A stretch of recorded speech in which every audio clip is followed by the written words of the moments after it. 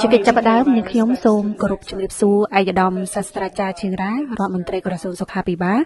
និងឯកឧត្តមលោកជំទាវរដ្ឋលេខាធិការអនុរដ្ឋលេខាធិការទីប្រឹក្សានិងអគ្គនាយករួមទាំងប្រធាននាយកដ្ឋានភ្ញៀវកិត្តិយសនិងសហការីដែលមកពីការិយាល័យ UNFPA ប្រចាំប្រទេសនាងខ្ញុំមានក្តីសោមនស្សរីករាយនិងកិត្តិយសក្រៃលែង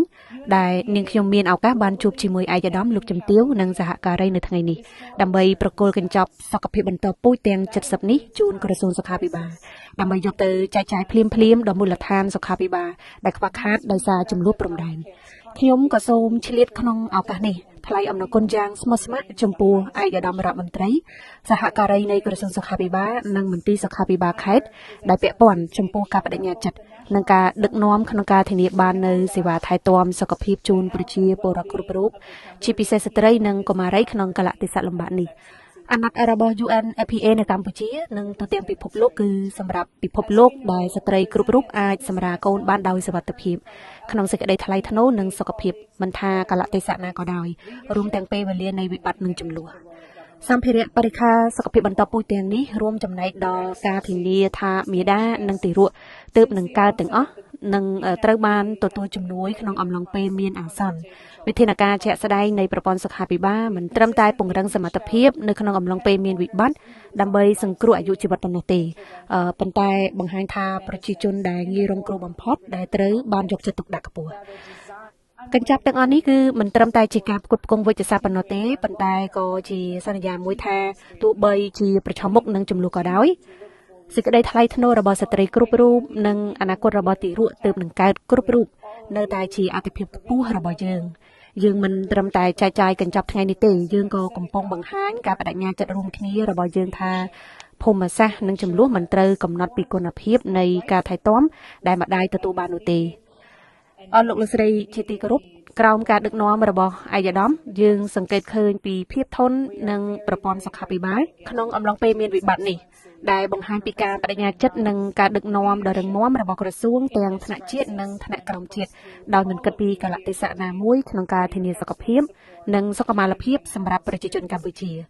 ដោយដែលយើងបានដឹងហើយថាភាពធន់មិនគ្រាន់តែបង្ហាញពីភាពរឹងមាំនោះទេប៉ុន្តែក៏ជាការអាចជួយឲ្យយើងសម្រេចគោលដៅខ្ញុំបានឃើញដោយផ្ទាល់និងបានលើពីសហការី UNFPA របស់ខ្ញុំនិងភ្នាក់ងារផ្សេងទៀតអំពីការបន្តនៃសេវាសុខភាពសំខាន់ទាំងអស់ដែលនៅកន្លែងផ្លាស់ប្ដូរទីលំនៅនិងដោយមានជំនួយពីបុគ្គលិកសុខាភិបាលឧបករណ៍និងឱសថពីក្រសួងកណ្ដាលនិងខេត្តផ្សេងទៀតនៅទូទាំងប្រទេសនិងឬជាមួយនឹងតាមមណ្ឌលសុខភាពដែលនៅជិតកន្លែងនោះឯកឧត្តមនិងភ្ញៀវកិត្តិយសទាំងអស់ចាប់តាំងពីចំនួនកើតឡើងនៅចុងខែកក្កដាឆ្នាំ2025 UNFPA យើងបានពិភាក្សាជាទៀងទាត់ជាមួយលោកជំទាវសាស្ត្រាចារ្យអឹមសិទ្ធិកានិងសហការីផ្សេងទៀតរបស់ក្រសួងសុខាភិបាលរួមទាំងមន្ទីរសុខាភិបាលខេត្តផងដែរដែលរងផលប៉ះពាល់អំពីផលប៉ះពាល់និងតម្រូវការ UNFPA យើងក៏បានតាក់ទងភ្លាមទៅកាន់ទីស្នាក់ការកណ្ដាលការិយាល័យប្រចាំតំបន់និងដៃគូអភិវឌ្ឍរបស់យើងដើម្បីទទួលបានធនធានបន្ថែមទៀតដើម្បីផ្គត់ផ្គង់តម្រូវការសុខភាពរបស់ស្ត្រីមេដានិងទារកទើបនឹងកើតយើងក៏បានចូលរួមសហការជាមួយភ្នាក់ងារផ្សេងទៀតក្រោមការសម្របសម្រួលនិងការដឹកនាំរបស់គណៈកម្មាធិការជាតិគ្រប់គ្រងគ្រោះមហន្តរាយ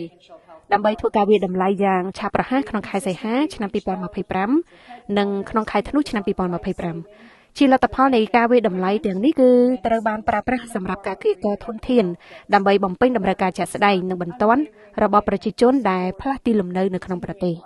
ដូច្នេះសម្រាប់ UNFPA យើងបានទទួលមូលនិធិបន្ថែមពីមូលនិធិសង្គ្រោះបន្ទាន់របស់ការិយាល័យកណ្ដាល UNFPA ដោយផ្ដោតជាពិសេសលើសេចក្តីថ្លៃថ្នូរនិងសិទ្ធិរបស់ស្ត្រីនិងកុមារីសម្រាប់វិស័យសុខាភិបាលការផ្ដោតជាចម្បងនៃមូលនិធិនេះគឺផ្ដោតលើឧបករណ៍អន្តរាគមន៍សង្គ្រោះអាយុជីវិត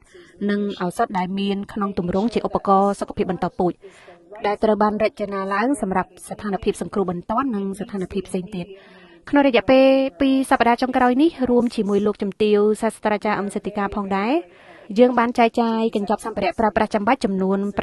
620ដែលត្រូវបានរចនាឡើងសម្រាប់តម្រូវការបន្ទាន់របស់ស្ត្រីនិងកុមារីសម្រាប់ស្ថានភាពគ្រាអាសន្នបែបនេះ UNFPA ក៏បានផ្ដល់ជំនួយបន្ថែមដល់ខេត្តព្រះវិហារដែរនិងខេត្តឧត្តរមានជ័យសម្រាប់សកម្មភាពផ្សព្វផ្សាយទៅកាន់ទីតាំងផ្លាស់ប្ដូរទីលំនៅ ក្នុងការធានានៅសុខភាពបន្តនៃសេវាសុខភាពបន្តពូជនិងមេដាសំខាន់សម្រាប់ស្ត្រីកុមារីនិងទារកទើបនឹងកើតនាងខ្ញុំសូមបញ្ជាក់ជាថ្មីទៅកាន់ឯកឧត្តមរដ្ឋមន្ត្រីឯកឧត្តមលោកជំទាវលោកស្រីថាការបដិញ្ញាចិត្តឥតងាករេរបស់ UNFPA ក្នុងការគ្រប់គ្រងនិងបន្តភាពជាដៃគូយូរអង្វែងរបស់យើងជាមួយក្រសួងសុខាភិបាលដើម្បីស្ត្រីនិងសុខភាពសិទ្ធិនិងសេចក្តីថ្លៃថ្នូររបស់ក្មេងស្រីហើយគ្មាននរណាម្នាក់ត្រូវបានមើលរំលងនោះឡើយ UNFPA នឹងបន្តពិគ្រោះយោបល់ជាទៀងទាត់ជាមួយលោកជំទាវសាស្ត្រាចារ្យអឹមសិទ្ធិកា